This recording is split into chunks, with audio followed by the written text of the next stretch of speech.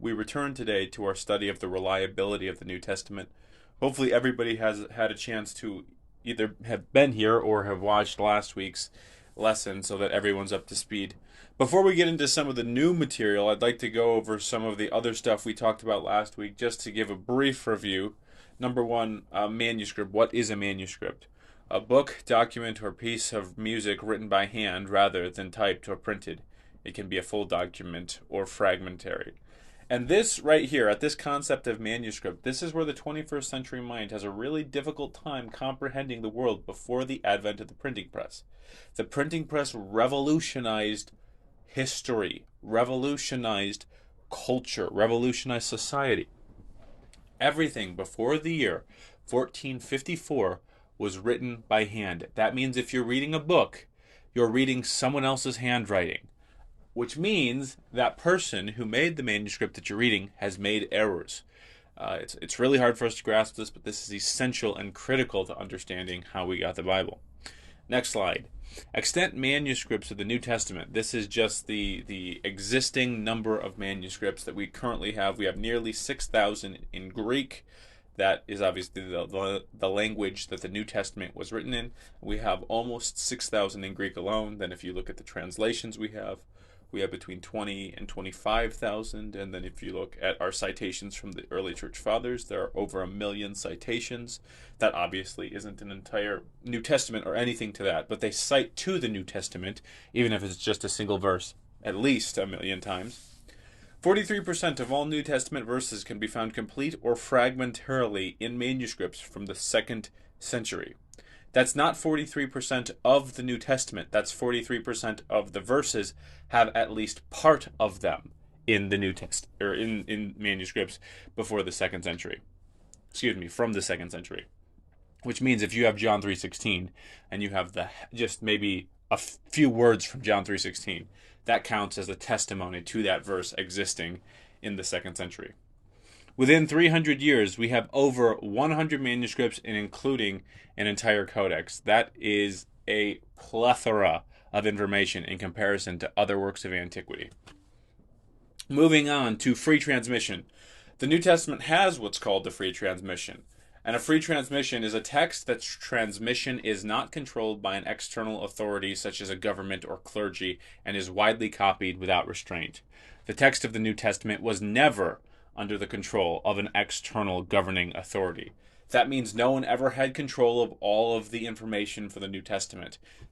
And that's a good thing. And the reason it's a good thing is because nobody ever had the ability to change it, even if they had wanted to. Multifocality.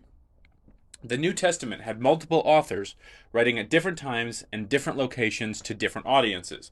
All these writings were never in the same place at the same time. This results in multiple lines of transmission. And the lines of transmission look like this. The idea here is the fact that as a letter would come into Ephesus and then move to Laodicea, then move to Colossae, the Christian people would be copying those letters. And as those letters get copied, multiple lines begin to be formed. Now, this is a simple way of looking at it. Most likely, Christians in Ephesus would have made more than one copy of Paul's letter to the Ephesians. But just to understand that there are multiple copies of the original letter. These letters exist in communities of faith where these Christians love the Bible. They've actually been persecuted for owning the Bible. And so if you were going to own it, there was no intent on changing it. They wanted to make faithful copies of God's Word. So, moving into some of the new content. This is important just for sake of definition. This is the Septuagint, and we'll probably be referring back to the Septuagint at some point in this presentation, so just so we have an idea of what the Septuagint is. The Septuagint is the Greek translation of the Hebrew Old Testament, the legend of the Septuagint. And this legend is almost certainly not authentic. It's almost certainly mythology, but this is the legend that goes along with it. 70 scribes went into their tents, and all emerged with the identical translation. This is the Bible that the apostles quoted from. And so that is just what it is. People in ancient times took the Hebrew Old Testament and they wanted to speak it in Greek. Alexander the Great had Hellenized the world, which means everyone was speaking Greek. Or I shouldn't say everybody, but a large portion of the world's population was speaking Greek. And so anybody who spoke Greek, who wanted to read the Old Testament, who didn't read Hebrew, wanted to be able to read Hebrew. And so they translated it into Greek. And so then you have the Septuagint coming to play. And what's interesting to note about the Septuagint is the Bible of the early church. The Septuagint is the Old Testament that the apostles quoted from. When you can identify what the apostles are quoting from, which sometimes it can be a challenge, it's almost always identified as the Septuagint. And we could get into the specifics of how we know that, where we would go to demonstrate that. There are actually times where the apostles will cite a verse from the Old Testament that has a textual variant in the Old Testament tradition itself. So given the information that we have today, we can tell that there's a variant that occurred in the Hebrew text, and as it is cited by the apostles, they are citing the variant. We could get into that a little bit more deeply, but for sake of simplicity, we can simply say, though there was a variant, that didn't stop the apostles from citing it authoritatively. They had confidence that the text of the Old Testament was accurate and reliable. So this is the Septuagint. One other thing I'd like to throw in before we move on from the text of the Old Testament. Jesus in Matthew 22 says he's refuting the scribes. He's refuting the Sadducees because they are claiming that the resurrection is impossible. And the text says this, "But Jesus answered them, 'You are wrong, because you know not the Scriptures nor the power of God. For in the resurrection they neither marry nor are given in marriage, but are like the angels in heaven. And as for the resurrection of the dead, have you not read what was said by God? I am the God of Abraham and the God of Isaac and the God of Jacob. He is not the God of the dead, but of the living.'" Why is this text important? Well, first off, the text says, have you not read what was said to you by God? So he is holding the Sadducees responsible for the divine revelation that was given to them. He said it would be typical for when somebody says, have you not read, to say what was written to you, or what was written by God. But he says, have you not read what was said to you by God? Holding them responsible for knowing what the Scriptures say. But then it's the tense of the verb that I want to emphasize. I am the God of Abraham and the God of Isaac and the God of Jacob. That means that the point Jesus is making is due to the fact that God says, I am, as opposed to I was the God of Abraham, Isaac, and Jacob. He is testifying to the fact that Abraham, Isaac, and Jacob aren't dead in the sense that they're still alive. Obviously, their physical bodies are dead, but they are alive somewhere else, and they will be resurrected. But the important thing that I just want to note out for sake of our purposes and the reliability of the New Testament is the fact that Jesus has so much confidence in the text of the Old Testament that he can cite it, and the tense of a verb, I am versus I was, is something that he's so confident in that he's willing to make his point dogmatically and definitively against that. And so that's just something worth noting. Jesus had confidence in the text of the Old Testament. Now, what he was quoting here, was it the Septuagint? Was it the Hebrew text? It's hard to identify it specifically, but the point is Jesus had confidence in the text of the Old Testament, and so did the apostles, even though there were variants that existed in the Old Testament. Okay, so moving on, St. Jerome.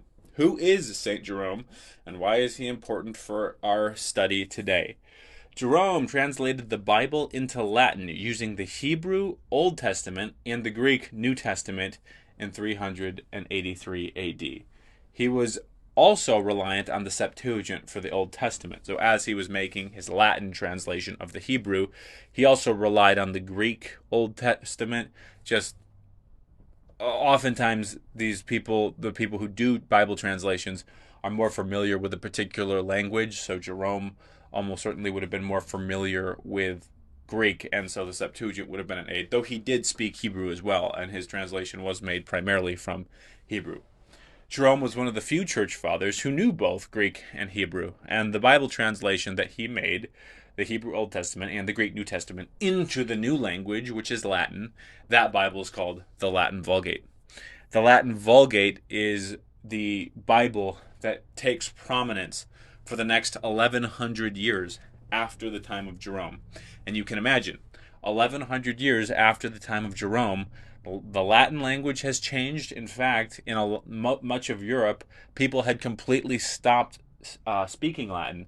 And most of the people who spoke Latin, it was only used in the liturgical practices. So the Catholic priests would use it, which ends up creating a population of people that is almost biblically illiterate due to the fact that the Bible that people are citing is Latin. The clergy is citing Latin, and we can't even understand Latin. So people became heavily reliant on Catholic priests. And as we get more into the time of the Reformation and what happened with the Bible around then, we will see that part of what spurred on the Reformation was the fact that the Bible got out of Latin and into the languages that the people were speaking. So Jerome's an important guy because he translated the Bible into Latin. Next, Saint Augustine. Augustine, he was the bishop of Hippo. He lived between 354 and 430. And Augustine is unanimously recognized as the most influential Christian of the early church. There is no dispute upon that. Augustine has had a heavy impact on Western society.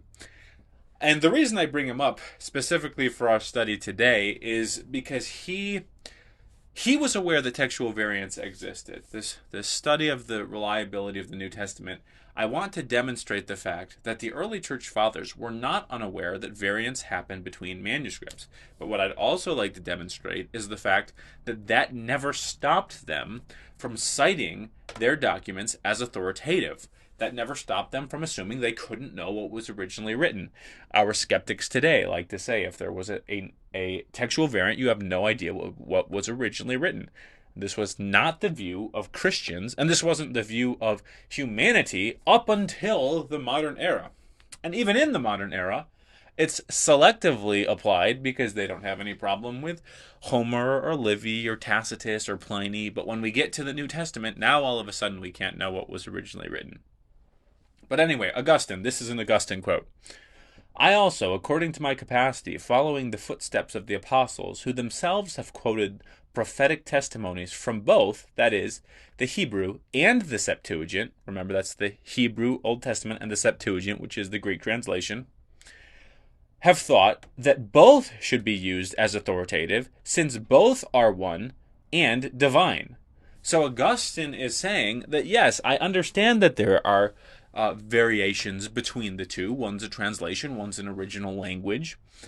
And the way they're cited will be slightly different. Now, just to be clear, in this context, he's not necessarily talking about a textual variant, though he will be in a moment when we get to his next quote.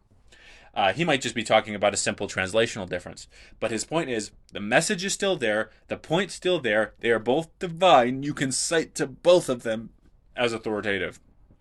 Another quote of his that I think is helpful to keep in mind. He was debating how long men lived in ancient times. And in the manuscript tradition that existed, there were variants in the numbering of how long men lived. And some people had been blaming the Jews. They said the Jews have purposefully changed the text, and they're trying to deceive people. Augustine weighs in on this. He writes this in The City of God. In fact, both of these quotes I'm reading come from The City of God, the same section. And I had to throw them in here because I read the entire City of God, and I don't think I've ever cited to it. So the fact that I'm citing to it now makes me feel accomplished. Okay, here's his quote. Far be it from any prudent man to believe either that the Jews, however malicious and wrong-headed, could have tampered with so many and so widely dispersed manuscripts. So he's saying there's so many of them, and they're so far apart, and they're so far out there that the Jews couldn't have tampered with them all. He continues. One must therefore more plausibly maintain that when their first laborers began to be transcripted from the copy in Ptolemy's library, some such misstatements might find its way into the first copy made, and from it might be disseminated far and wide, and that this might arise from no fraud, but from a mere copyist error. And so he's saying, look, they weren't trying to change it. They didn't have the ability to gather them all up. There may have been one from Ptolemy's library that got copied, and that one ended up getting disseminated. But due to the fact that there were more than just the one in Ptolemy's library, we can check and see where the textual variant occurs. And due to the fact that we can see where the textual variant occurs, we know with our modern technology and with our uses of textual criticism, we can get back to the original reading. Augustine ruled out the possibility that the change could have been an intentional change. It was a simple copyist error, and we understand these things. Anyone who's copying one manuscript to another can make a copyist error. So, how do we decide between these variants? Because variants exist in the manuscript tradition. Enter textual criticism. Now, textual criticism is it's a profane word to certain people. They think that it's, you shouldn't be criticizing the text of the Bible. Textual criticism is not evil. Textual criticism is not a problem. What is textual criticism? The study of the copies of any written document for the primary purpose of determining the exact wording of the original when the original no longer exists. The textual critic seeks, by comparison and study of the available evidence, to recover the exact wording of the original composition. This means that if you don't have the original existing document, we take all of the evidence that we have, all of the manuscripts that we have, and we do our absolute best to get back to the original reading. The original reading in a biblical context is what is inspired by God. And it's because we want to get back to the original reading that we have to implement things like textual criticism. If we don't, then we are just stuck with whatever that specific scribe wrote in the manuscript that you are reading. And if you want to take it a step further, in our context, where we have the printing press and we have copies going everywhere, which manuscript are you going to take and disseminate to the world? Is it going to be a manuscript that has specific textual variants in it, or is it going to be a textually critically compiled best attempt to get back to the original? And that's what textual criticism and textual critics desire to do. All we want to do is get back to what the apostles wrote, or in the case of Luke, Luke, or in the case of Mark, Mark. But the apostolic authors, what did the apostles write? And if we want to get back to what the apostles wrote, we have to do textual criticism on the manuscripts that exist. Now, just to be clear, textual criticism is not criticizing the Bible. It's not criticizing the content of the Bible. It is simply seeking to compare the manuscripts that exist and make the choices that bring you back to the original wording. It's because people love the Bible that they're willing to do this. The honest, believing textual critic, all he wants to do is find that which was God inspired. And so that's what we're doing. And one other thing I'd like to say before we move on. Actually, we can move on and I'll say it on this next slide. This next slide.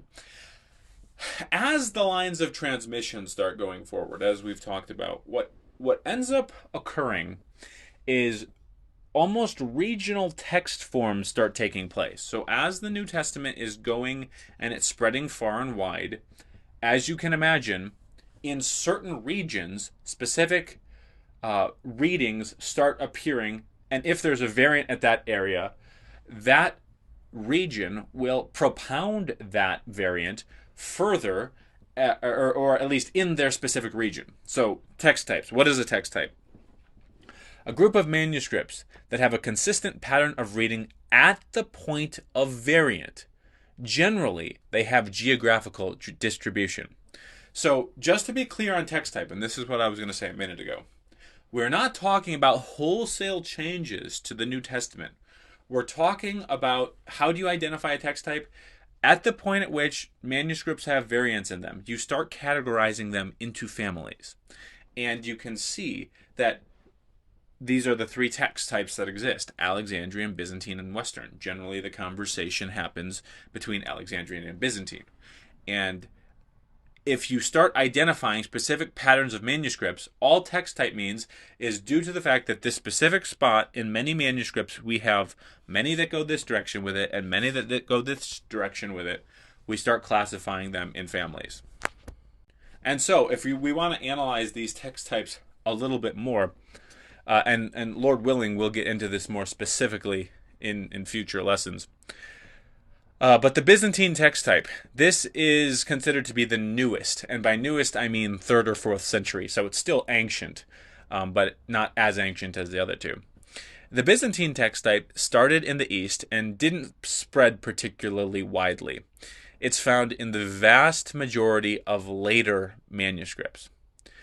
Later manuscripts are almost uniformly Byzantine in nature. The Alexandrian text type we can trace back to the 2nd century, and it started in Egypt. And Egypt had a school called Alexandria, and hence the name Alexandrian manuscript or Alexandrian text type.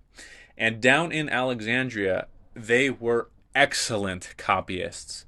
They were considered to be the greatest copyists of the ancient world. And so their manuscripts go back far. Our greatest codices, which unfortunately we won't have time to get into today, maybe in a couple weeks from now we'll look at these specifically. But our greatest codices of the New Testament are Alexandrian in text form. Also, almost all of the papyri. So if you remember last week, the papyri is the earliest type of manuscript we have, written on leaves. These are all almost uniformly Alexandrian in nature. And what I'm saying here are general rules. There can be crossover, bleeding between. There's always specific gray areas. I'm giving you general categories to work with because they will be helpful for going forward and understanding the subject. And then the last text type, the Western, it started about the middle of the 2nd century, and it seems to have its origins in Rome, but it actually spread widely. And it's found in Greek manuscripts and other manuscripts that are translated into Latin. And the interesting thing about the Western text type is it actually seems to almost become Latin. So as Greek is phased out in places like Rome, the Western Vulgate becomes prominent, and so the Western manuscripts aren't nearly as voluminous as the Byzantine manuscripts are. But there's a 3-legged stool for proving that the Byzantine text type is inferior to the Alexandrian text type. And what is this 3-legged stool? Just to be clear, this is not a criticism of the Byzantine text type. The Byzantine text type is excellent. You will not have a different faith if you're working with a Byzantine text. But if we're talking about those points of variance, generally speaking, the Alexandrian is more reliable when analyzing those variant areas. So the 3-legged stool. First off, there is no ante-Nicene father who has a reading from the New Testament that is distinctly Byzantine. What does that mean? Ante-Nicene simply means before the year 325. And there is no distinctly Byzantine reading in the Church Fathers before the year 325. This is not a good sign for the Byzantine text type. It seems to suggest that it wasn't around, because if it had been around, it would have been cited to. But due to the fact that all of our early Church Fathers don't cite to the Byzantine text, it seems to suggest that it didn't exist. Also, the second leg of the stool, the Byzantine text form is not supported by intrinsic evidence. Intrinsic evidence is what the author would be likely to have written, or transcriptional evidence. Transcriptional evidence is what a scribe would have been likely to have written. That's a little confusing. In later weeks, we'll probably get further into that. You don't need to understand it fully for now. Just have the general idea that the textual critics have determined that it's unlikely that the differences in the Byzantine text would be supported by history and the things that were happening with the text. And also, this is the third leg of the stool, the Byzantine text is the only text that conflates two readings. And we could get into this more specifically. I have it more specifically in my notes, but I think it would just be confusing if I tried to explain it at this point. Probably will explain it later also. But it conflates readings between Western and Alexandrian, and it seems to suggest that somebody was trying to almost compile a text based off the information that they had, and when they came to a variant, they put them both in there instead of losing one of them. A little confusing, but just I think that you have the general idea of what's going on. But what I'd like to mention before we move any further, as I said before, all three of these texts, Alexandrian, Byzantine, and Western, you can throw the Western one out just because people don't generally beef with the Western text. Alexandrian and Byzantine both preach the same faith. You don't have a different faith depending on which text you're reading. They're both reliable. The reason that we care about the differences is because we love the Word of God so much and always want to get back to what the apostles wrote. But just in terms of the reliability of the New Testament, both of these texts are reliable texts. So here's a graph. And this graph shows you the existing manuscripts and the years that they were written in. So of our 6,000 manuscripts that exist, you can see, for sake of our purposes today, the yellow and the orange just completely disregard. That's the eclectic and the Egyptian. Completely disregard those. We're not talking about those ones today. We're talking about the Byzantine, Western, and Alexandrian. So you can see that in the 3rd century, you have a rise in the Alexandrian text type. You can see a little bit of blue up there for the Western text type. And then once you get to the 10th century, or excuse me, the 11th century, the Byzantine text just takes off. And so what we have today, the vast majority of our manuscripts are Byzantine in text. That being said, the vast majority of our manuscripts today are after the 10th century. So, what's more important? Manuscripts that were written closer to the time that the documents were truly written, or manuscripts that were written after the time they were written? It doesn't take a genius to know that those earlier would be the more important ones, which makes the Alexandrian older and a more reliable text form. So, why are there discrepancies? Because there are discrepancies. So, what is the purpose for them? Well, there are several reasons. First, in Rome, or let's say in Italy, to keep it a little bit broader, Latin becomes prominent. So, in 382, the Latin Vulgate becomes the primary Bible of those people in Italy, which means the Western text basically becomes the Latin Vulgate because nobody was really copying Greek manuscripts anymore. They were using Latin texts. Down in Alexandria, you had a couple things that took place. First, there was the Diocletian persecution from 303 to 311. Diocletian passed an edict to destroy Christians and destroy manuscripts. And so, obviously, that takes a toll on the production of Alexandrian text types. Furthermore, and this probably took even a bigger toll than that, from 632 to 732, Islam rose. Specifically for our purposes today, it rose in the south, in Alexandria. And so, as Islam takes over, that stops the production of Greek manuscripts, which means the only place that is left using Byzantine manuscripts are those in the area of Byzantium. This is the last holdout, basically, for the production of Greek original language New Testaments. And so, another thing that is worth noting is John Chrysostom, who was a very popular preacher in the ancient world, he used Byzantine manuscripts. And just to be clear, in the ancient world, they were not considering the difference between an Alexandrian, a Western, and a Byzantine manuscript. These are modern discoveries that we have seen. In the ancient world, they were simply reading what they had. So it's not to say that John Chrysostom said, yes, I have these three options and I'm choosing the Byzantine. No, he's simply using what's in front of him. And so many Byzantine manuscripts remain. And in fact, the manuscripts from the area of Byzantium continue to be produced further and further. If you go back to that graph that we were looking at, you can see how the most Byzantine manuscripts came about in the 12th century. So between year 1100 and the year 1200, you have just a skyrocket of these manuscripts.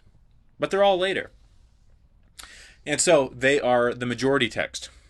So that moves us to our next slide. What is majority text?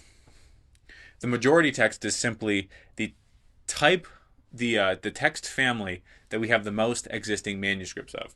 The Byzantine text type is a fuller text and is about 2% longer than the Alexandrian text. Why is that? Enter the concept of tenacity. When a reading appears in the manuscript tradition, it stays there regardless of whether the reading is a nonsense reading or not. This results in the Byzantine text type being 2% longer. It's like having a 10,000 piece jigsaw puzzle, but having 10,100 pieces. A general rule of textual criticism is that the shorter reading is to be preferred. Okay, what does all of that mean? What all of that means is, due to the fact that over time, if you have a manuscript that is consistently copied and copied and copied, the tendency of a scribe was never to remove anything that was in the text.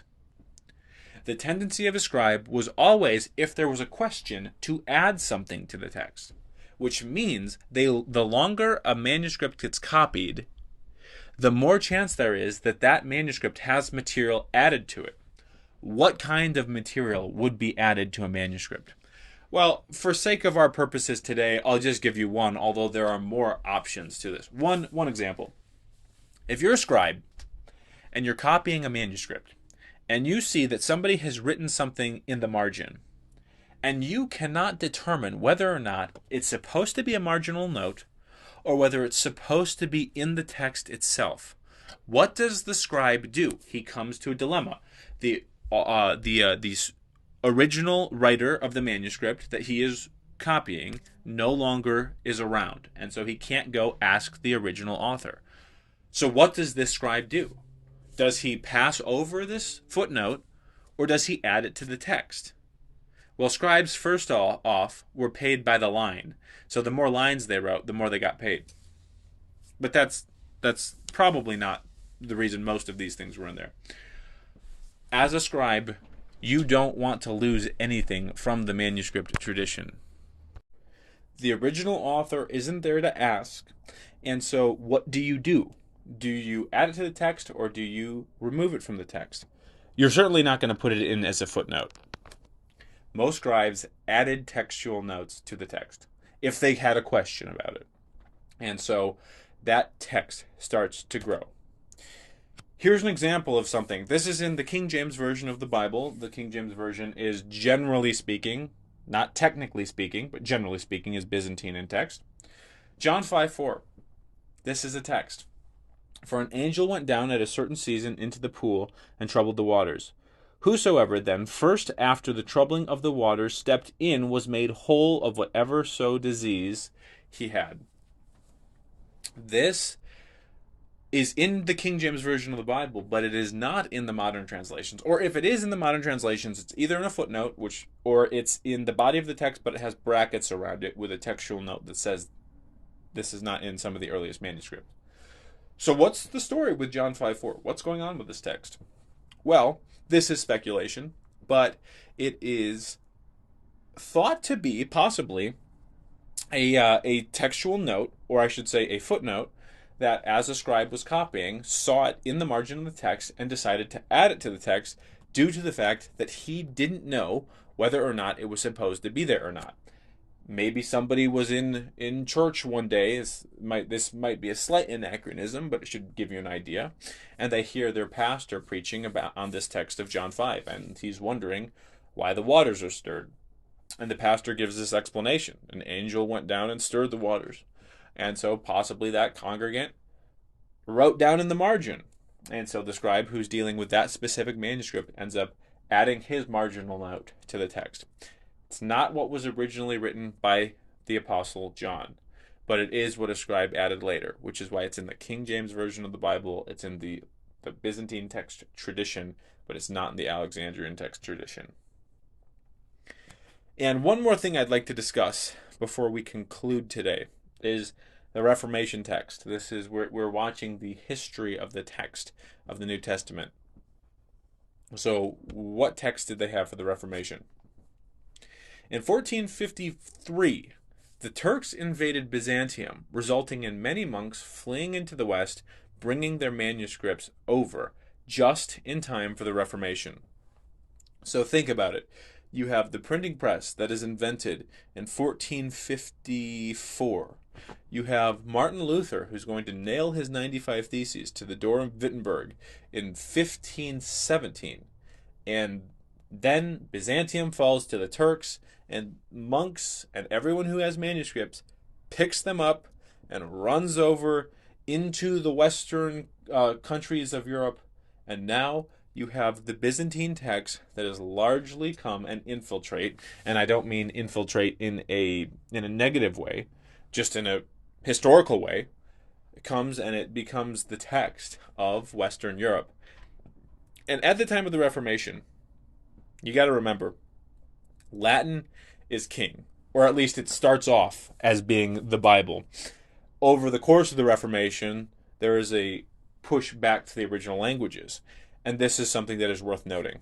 You have the Renaissance that is taking place.